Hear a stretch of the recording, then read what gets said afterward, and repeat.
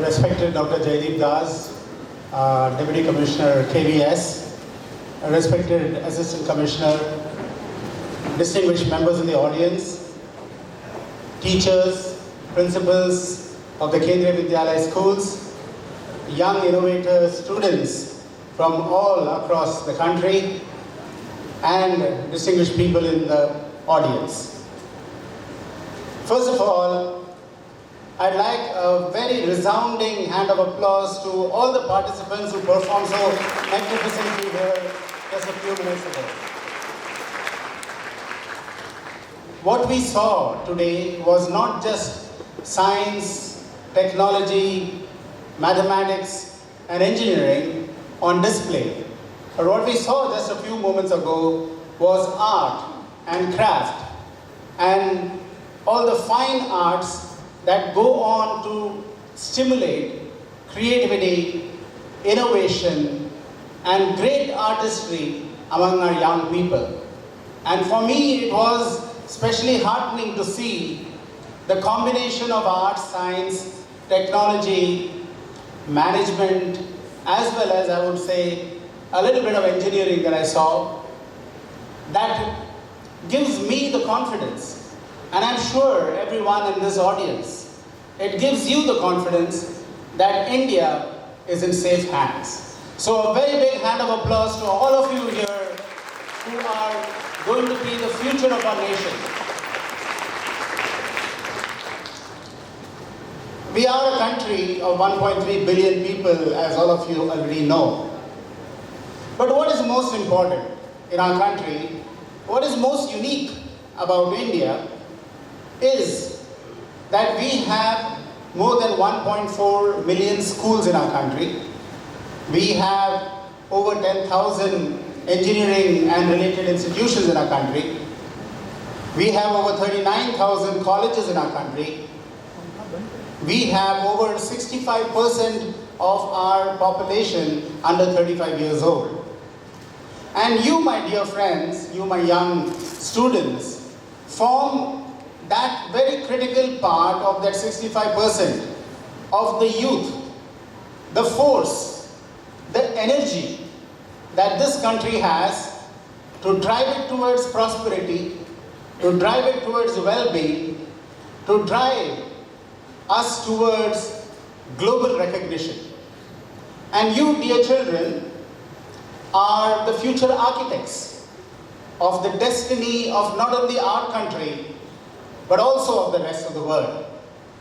Because whatever problems we solve in our country, and I saw so many of the problems being solved in the wonderful science exhibits that every one of you have taken so great effort, such great pain, such immense creativity, such immense talent, and enormous skill to be able to display your innovation for the benefit of our country. I saw innovations related to agriculture. I saw innovations related to transportation, smart farming, smart robotics, IoT and sensor-based technologies, and integration of all of these technologies to create solutions that our country needs. Because our country, as all of you are aware, my dear friends, and especially my dear students, our 1.3 billion people are depending upon your creativity, your innovation, your ability to take these 1.3 billion people into an era of happiness, well-being, welfare, good health, and good society.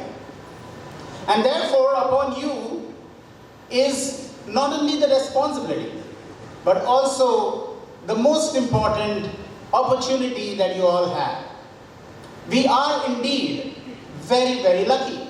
India is very, very lucky at this point in time. And you are very lucky to be born at this point in time. Why? Because even when I was in school, I did not have the opportunity. And so did many of the people who are elders in this audience. We never had the opportunity that you are having. And what is this opportunity? You have to realize what this opportunity is all about. Like I said, we are a country of young people. And where there is youth, there is energy. And where there is energy, there is a positive creativity and an ability for a country to move forward at a pace which no other country can. In fact, India's demographic dividend, this is what is called as a demographic dividend. The demographic dividend of India is the envy of many a country across the world. They all are very envious about India because they are saying you have a young population. And this young population is going to carry the country forward. Many of us have an aging population. And an aging population requires to be supported. And a young population can support the rest of the world. So this is one big advantage that every one of you have, to be in a country where there is a demographic dividend.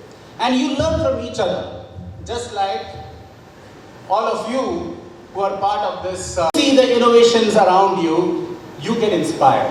I get inspired. I was inspired by seeing all these things. There are many things I learned when I just saw your exhibitions. And therefore every one of you who is able to learn from each other and to be able to share your knowledge are in a unique position. Number two, India is one of the fastest growing economies of the world.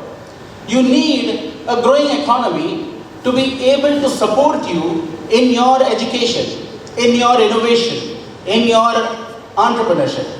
The young boy, Vishwanath, I think, who spoke, said, I want to become an innovator. I want to become an entrepreneur. And that is what every one of you young student here can aspire to become. You can aspire not to be a job seeker, but a job creator. You can aspire to become an innovator. You already are an innovator. You see, most of us think that innovation is something that you need to be a genius, but you need not. You have been innovators from your birth. How did you learn to walk? You were a small child. Nobody taught you how to walk. You observed the world around you as a small child. You have this inherent intelligence in you. You saw the world around you. You saw people walking. You also tried to stand up. You fell down. You then stood up again. But what did you do the second time? You innovated. You said, I have to stand in a particular manner. Your whole intelligence is an innovation creator. So you automatically innovated to learn to walk. You learned to speak. You saw people speaking. You saw their lips moving. You saw words coming out. You saw patterns and you started creating that pattern yourself. Imagine the intelligence that is in you. Swami Vivekananda said, the enormity of human intelligence is unparalleled. You are only tapping less than 1 or 2% of the intelligence that you have in you. So young students, as Swami Vivekananda said, you have to have tremendous belief in yourself. Your belief that I can be an innovator, I can be a job creator, I can be the future engineer, I can be the person who can put man on Mars, I can be the person who will invent the next big thing, as Steve Jobs said. You are capable of doing that. You have to be able to just realize that you have tremendous potential in you. And as Vivekananda said, if you have belief in 1,000 gods and goddesses, but do not have belief in yourself, you are doomed. So have extraordinary belief in yourself, because you are an innovator. You are the future job creator. You need not to become just a job seeker. Of course, by learning this technology and the type of exhibition that KVS has put up here today, this inspires you to be able to do many things and to aspire to do many things. So the next important point is you should be able to dream big. Abdul Kalam, who came from this small, humble town of Rameshwaram. You know Rameshwaram? It is in the coastal part of India. A very small town. A town where there is only one mosque, one church, maybe a couple of schools. You have many temples, that's what Rameshwaram is known for. And you have thousands of fishing boats. From such a place came a person who became one of the finest scientists this country has seen and the world has seen. He became one of the greatest human beings to be admired, not only in our country, but across the world. He rose on to become the president of the country. So when somebody from Rameshwaram is able to, where there is only fishing boats, but he dreamt to be a pilot. He didn't dream to become a fisherman. He said very famously in his book, Ignite India, he told everybody, dream big. If you dream big, you will achieve great things. If you dream small, you will achieve small things. You will be actually limited by your own dream. So dare to dream. Dream to dare. And you are fortunate that today, not only are you young, but you also have the access together in order to make it happen, in order to see and celebrate the talent, the creativity that is in our country. I can tell you, I have traveled to many, many places, but Indians are second to none. In fact, Indians are better than most. I go to the United States, I see Indians who are great engineers, great doctors, great scientists, great academicians. They are running large organizations. You have a Sundar Pichai heading Google. You have a Satya Nadella heading Microsoft. You have a Shantanu heading Adobe. These are all people, Indians, who have risen to the very top. And why have they risen to the very top? They have because of multiple reasons. One, every one of you has the same talent. This is in our DNA. Indians are extremely smart. You should be very proud to belong to a country of very, very smart people. It is in our DNA. It has come down over the ages. It is a 5,000 or a 6,000 or we don't know how many years old civilization. And through this civilization has filtered a race of people who are extraordinarily intelligent. So how do you use your intelligence to create an impact? Every one of you should create an impact.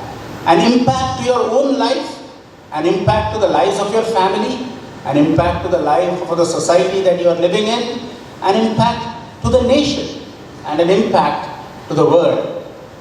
Steve Jobs, the great inventor of the iPhone, and when you solve that problem, you will not only benefit economically, you will make money. There is no question about it. Whenever you create great innovations, money will automatically flow. But more importantly, you will make a big impact on society. And that is what you should all strive for. We all should, at the end of our lives, think, what did we do to create an impact? How many lives did we make it better?